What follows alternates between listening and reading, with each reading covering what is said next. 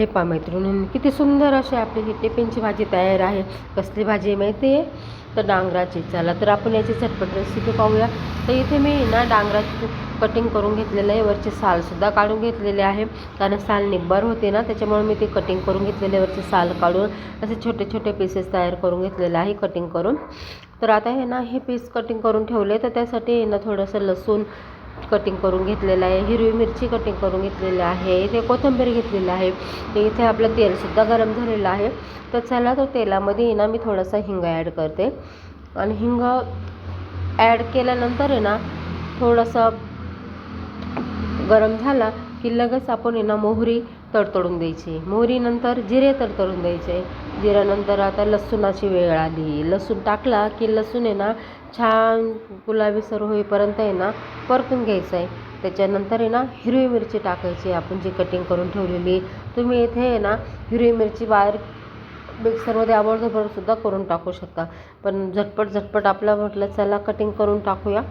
तर हे पहा छानपैकी लसूणसुद्धा आपला सोनेरी झालेला आहे. हिरवी मिरची पण आहे ना त्यातलं थोडंसं हिरवटपणा कमी होईपर्यंत आहे ना त्याच्यात परतून घ्यायचे.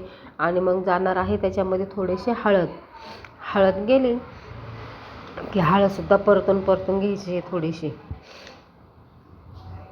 मग त्याच्यानंतर आहे ना हे 2-3 पाण्याने स्वच्छ धुवून घेतलेलं आहे डांगर, आणि मग ते डांगर पण आपण त्याच्यात ॲड करणार आहोत. हे पहा छानपैकी असं मस्तपैकी परतून झालेलं आहे. हळद पावडरसुद्धा त्याच्यात ॲड झालेली आहे.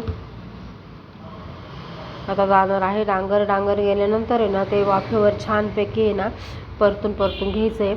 अजिबात पाण्याचा वापर करायचा नाही. तेलामध्ये जेवढ्या भाज्या आपल्या ओरिजिनल शिजतात ना त्या चवीला एवढ्या भन्नाट लागतात ना की बस रे बस.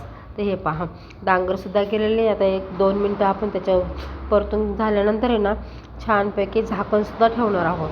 चवीनुसार मीठ ॲड केलेलं आहे. अशी भन्नाट ही भाजी लागते ना मैत्रिणींनो.